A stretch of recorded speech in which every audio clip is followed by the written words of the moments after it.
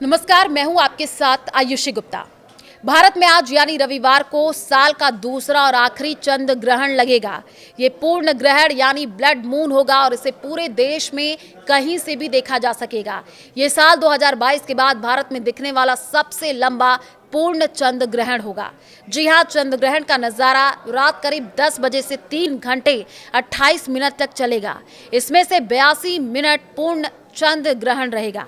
इस दौरान पृथ्वी सूर्य और चांद के बीच आ जाएगी, जिससे चांद पर उसकी छाया पड़ेगी और चांद लाल नारंगी रंग का दिखाई देगा और इसे ही ब्लड मून कहा जाता है।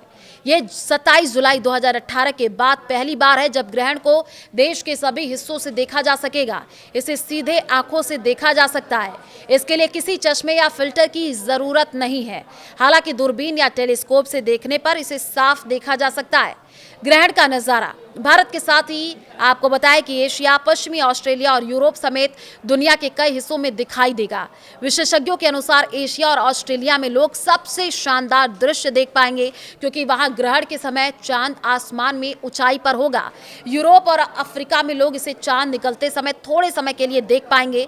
अनुमान है कि दुनिया की करीब 77% आबादी पूरे ग्रहण को देख सकेगी।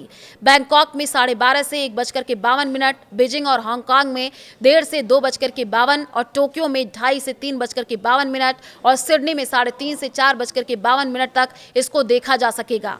पृथ्वी और सभी दूसरे ग्रह गुरुत्वाकर्षण बल यानी ग्रेविटेशनल फोर्स की वजह से सूर्य के चारों ओर चक्कर लगाते हैं।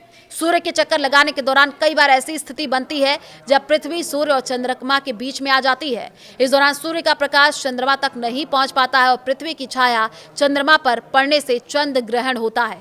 चंद्र ग्रहण की घटना तभी होती है जब सूर्य, पृथ्वी और चंद्रमा एक सिध में हो। खगोलीय विज्ञान के अनुसार ये केवल पूर्णिमा के दिन ही संभव है। इसी वजह से चंद्र ग्रहण केवल पूर्णिमा के दिन होते हैं। चंद्र ग्रहण आमतौर पर 3 तरीके के होते हैं। इन्हें पूर्ण, आंशिक और उपछाया चंद्र ग्रहण कहा जाता है। इनमें से हर तरीके के ग्रहण के लिए अलग खगोलीय स्थिति जिम्मेदार है।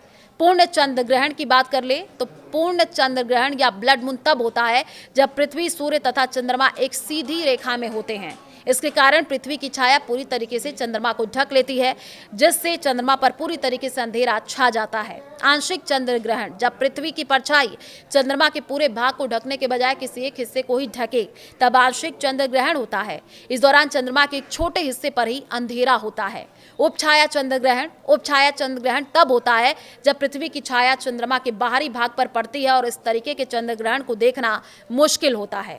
इस वजह से चंद्रमा पर पड़ने वाली पृथ्वी की छाया है, ये छाया 2 तरीके की होती है। पृथ्वी के जिस हिस्से से चांद पूर्ण छाया में हो तो पूर्ण चंद्र ग्रहण और आंशिक छाया में हो तो आंशिक चंद्र ग्रहण दिखाई देता है।